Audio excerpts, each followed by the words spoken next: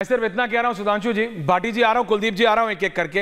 ये आपने इंटरनेट की बात थी तो ये कह रहा हूं किया तो है आपने 84 करोड़, लेकिन ये जितनी भी बार राइट फ्रॉम मतलब कांग्रेस की सरकार से लेके आज तक ये जितनी भी बार आप 5G की बात करते हैं, एक बार आप तो नोएडा आते रहते हैं टीवी चैनल्स डिबेट करने, ये जरा एक बार आप ही बता दीजिएगा मंत्री साहब को कि कितनी बार कॉल डिस्कनेक्ट होती है। 5G छोड़िए, बीच बीच में 1G भी चला जाता है। भाटी जी रियलिटी है, सुधांशु जी आप भी जानते हैं इस बात को। भाटी जी ये फ्री लैपटॉप देते रहेंगे कब तक? भाटी जी नहीं, सुधांशु त्रिवेदी जी की बात का लब्बोलुआब ये समझ में आया मेरी तो कि जो लोक लुभावन घोषणाएं भारतीय जनता पार्टी करती है, जो फ्री चीज़ें भारतीय जनता पार्टी देती है, जो आर्थिक मदद भारतीय जनता पार्टी करती है, वो तो बहुत बढ़िया है, और जो दूसरी पार्टियां करती हैं वो बहुत ख़राब है। उससे जो है ख़राब स्थिति पैदा होगी। ये 5 किलो चावल दे दें तो वो तो दीर्घकालिक योजना है, वो तो दीर्घकालीन है, उसके भविष्य में बहुत अच्छे परिणाम आएंगे।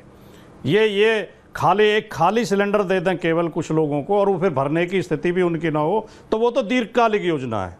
और हम अगर कंप्यूटर दे रहे हैं, हमारे बच्चों को फीस में छूट दे रहे हैं, अगर हम दवाइयाँ फ्री दे रहे हैं, अगर हम इलाज फ्री दे रहे हैं लोगों को, तो वो खराब है, वो अल्पकालिक योजना है। देखिए असली समस्या से ये जानबूझ के बच रहे हैं। असली समस्या ये है कि हमें सोचना ये पड़ेगा कि देश के नागरिकों के सामने ऐसी स्थिति आती क्यों है कि 80 करोड़ लोगों को फ्री राशन के लिए लाइन में लगना पड़े या उन्हें फ्री की तरफ देखना पड़े। छोटी छोटी 500 रुपये महीना के लिए किसानों को लाइन में लगना पड़े, और 500 रुपये महीना को भी वो बहुत बड़ी उपलब्धि माने और सरकार का एहसान माने। ये स्थितियां इसलिए आती हैं कि आपने आम आदमी को निचोड़ दिया है, उनकी जेब खाली कर दी है, उनकी आमदनी खत्म कर दी है, उनके पास कोई संसाधन नहीं छोड़े हैं आपने देश की जो असली समस्या है। ऐश्वर्य जी आज ये बहुत गंभीर चर्चा हो रही है, इसलिए मैं गंभीरता से कहना चाहता हूं, देश की आर्थिक नीतियां खराब हैं। देश की आर्थिक नीतियां भारतीय जनता पार्टी ने, माननीय मोदी जी की सरकार ने 10-11 साल में ऐसी कर दी हैं कि अमीर लगातार अमीर होते जा रहे हैं और गरीब लगातार गरीब होते जा रहे हैं। जो अभी लेटेस्ट इकोनॉमिक सर्वे आया है उसमें बताया गया है कि देश के ऊपर के 1% लोगों के पास देश की 22% प्रॉपर्टी है और नीचे के 50% लोगों के पास केवल 15% प्रॉपर्टी है। जब सुधांशु त्रिवेदी जी की सरकार किसानों को 500 रुपये महीना देती है तो उसका बहुत बड़ा एहसान दिखाते हैं और बहुत प्रचार करते हैं, और जब 9 लाख करोड़ 10 लाख करोड़ उद्योगपतियों का माफ कर देती है तो चुपचाप कर देती है, उसकी कोई चर्चा नहीं होती। अरे ये जो ये दे रहे हैं किसी को, मान लिया पानी में छूट दे रहे हैं, बिजली में छूट दे रहे हैं, लैपटॉप दे रहे हैं, दवा दे रहे हैं, इन पर कितना खर्च हो जाएगा? 1000 करोड़, 2000 करोड़, 3000 करोड़, आप 10-10 लाख करोड़ रुपए एक झटके में माफ किए दे रहे हैं। आप उद्योगपतियों को फ्री जमीनें बांट रहे हैं। अयोध्या में सेना की छावनी की जमीन दे दी, जो सेना की जमीन है वो उद्योगपतियों को दे दी। जगह जगह मतलब तो नीतियां बदलनी पड़ेंगी, नीतियां ऐसी बनानी पड़ेंगी कि लोग खुद कमा सकें और खुद खा सकें और उन्हें फ्री राशन की लाइन में न लगना पड़े। कई योजनाएं तो इनकी, कुलदीप जी आ रहा हूं, किसान बीमा योजना है, वो टोटल फ्रॉड है। उसमें टोटल बीमा कंपनियों को लाभ हुआ है, जितना भी हुआ है वो किसानों से प्रीमियम, अभी तो एक आदेश कोर्ट का हुआ, उन्होंने वापस कराया पैसा प्रीमियम का, प्रीमियम किसानों से ज़्यादा ले लिया और उन्हें जो वो दिए हैं, क्लेम दिए हैं, वो कम हैं। तो इस तरह की नीतियों का भी ये प्रचार करते हैं, उन्हें भी जनहित की नीतियां बताते हैं। अच्छा, जब आपकी सरकार थी उत्तर प्रदेश में तो आपने नहीं किया था? नहीं, मैं कह रहा हूं इस मामले में सतीश जी हमाम में सब बराबर है। आप बताइए, जैसे मैंने बीजेपी से पूछा महाराष्ट्र में वो क्या कर रहे हैं, उन्होंने कहा महाराष्ट्र में इकोनॉमी है। कुलदीप जी आ रहा हूं इसी के पास, नहीं आप ही के पास आ रहा हूं कुलदीप जी, लेकिन भाटी जी जरा बताइए। हाँ बताइए, 10 नहीं 20 सेकंड दे रहा हूं, बराबर का टाइम है, बोलिए। केवल 10 सेकंड और बोलिए, 20 दे रहा हूं। आचार्य जी ने बहुत ठीक बात की थी। दोनों हमारी जब सरकार थी, हमारी सरकार, मेरी जगह आचार्य जी, हमारी सरकार ने घोषणा की थी बेटियों के लिए ग्रेजुएशन तक की शिक्षा फ्री होगी, गरीब बच्चों की शिक्षा फ्री होगी, अस्पतालों में दवाइयाँ फ्री मिलेंगी, इलाज सस्ता होगा। हमारी समाजवादियों का तो पुराना नारा रहा है, रोटी कपड़ा सस्ती हो, दवा पढ़ाई मुफ्ती हो। अगर आपको मुफ्ती देना है, बिजली पानी मुफ्त देने में भी कोई बुराई नहीं है, वो भी नागरिकों की जरूरत है। बिजली पानी दीजिए, पढ़ाई दीजिए, दवाई दीजिए। और आपने दवाइयाँ तो इतने, अब इलाज तो आपने सारा प्राइवेटाइजेशन कर दिया, निजीकरण कर दिया स्वास्थ्य सेवाओं का, आपने एजुकेशन का निजीकरण कर दिया।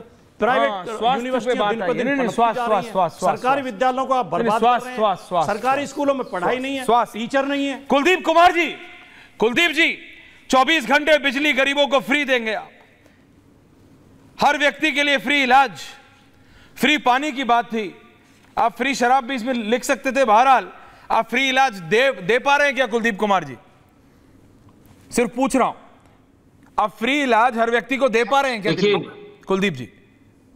ऐश्वर्य भाई, दिल्ली एक इस देश का ऐसा राज्य है जहां की सरकार अरविंद केजरीवाल जी के नेतृत्व में गरीब बच्चों को अच्छे स्कूल देती है, सरकारी एजुकेशन को शानदार बनाती है, सरकारी स्वास्थ्य सेवाओं को बेहतर बनाती है, दवाइयां सारे अस्पताल में मुफ्त देती है, गली गली में मोहल्ला क्लिनिक में टेस्ट कराती है, MBBS डॉक्टर मोहल्ले में बैठाती है, वो सारे दवाई उनका इलाज करते हैं।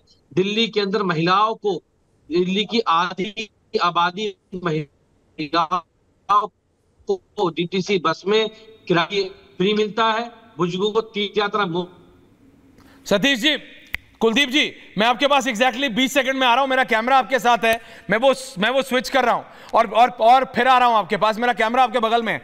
मैं सतीश, सिर्फ आपने इतना वेट किया, 20 सेकंड और। सतीश के सिंह जी, सबको सुना आपने, कुलदीप कुमार जी का भी मैंने एंगल समझा, वो भी डिफेंड कर रहे हैं, सारे राजनीतिक दल। सुधांशु जी बोल रहे भाई महाराष्ट्र में हम दे रहे हैं, हमारे पास इकोनॉमी है, यूपी में हम दे सकते हैं क्योंकि हमारे पास इकोनॉमी है।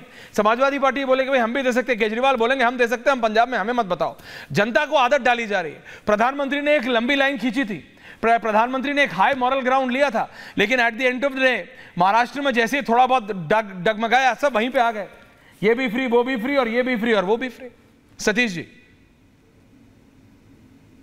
हम लोग आजकल लेन देन के जमाने में हैं ऐश्वर्या जी, और ये लेन देन करने में ये जो तमाम दल आपके साथ बैठे हुए हैं, ये तो दल का भी लेन देन कर लेते हैं। तो ये लोग का बस चलेगा तो आपका वोट लेने के लिए हो सकता है कभी ये भी कह दे कि आपका कुछ टैक्स भी ये लोग दे देंगे, ये हो सकता है, ये संभव है। बात ये है कि भारतीय जनता पार्टी के साथ दिक्कत क्या है, या रणनीति है उनकी कि ये जो कहे वही सही, जो ना कहे वही सही, जब जो कर दे वही सही। जो अच्छा कहा ये भाटी जी ने कि आर्थिक नीतियों में बदलाव अभी की आवश्यकता है, नहीं तो संघ भी भारतीय जनता पार्टी की सरकार पर दबाव नहीं डालते कि जाति की गणना होनी चाहिए। जाति की गणना किस लिए, क्यों जाति की गणना? उसका नितांत अर्थ आर्थिक है, असमानता है, गैर बराबरी है, हक और हुकूक है। कहां से कहां थे कास्ट में? तो ये 4 ही कास्ट अभी तक भाजपा बता रही है, अभी तक तो बताई नहीं है कास्ट सेंसस की बात। बट उसका कास्ट सेंसस का वही है कि भाई इस तरह के हालत है कि 10% जिसको रिजर्वेशन भी मिलता है नीचे वाले, वैसे कास्ट 2000 है जिसको एक ही नौकरी नहीं मिली है। ये संघ से जुड़े हुए एक व्यक्ति रोहिणी कमीशन के बता रहे। तो भाई अगर जो मैं नहीं कह रहा हूं, इसमें सब वही है, हमाम वाली थ्योरी में वही है कि नहीं? ये कब शुरू हुआ? जब 72,000 कहा गया तो फटाफट 6,000 रुपया किसानों के खाते में आ गए 19 में। तो ये जब जैसा तब तैसा, सब लेने के चक्कर में वोट लेने के लिए। और हालात कैसे हैं? हालात गड़बड़ हैं। पहली बार मैंने ये देखा इस बार के बजट में कि एम्प्लॉयमेंट, नौकरी और रोजगार को लेकर वो पूरा चीज डाल दिया गया कॉर्पोरेट पर, कम से कम डाला तो गया, अच्छी बात है।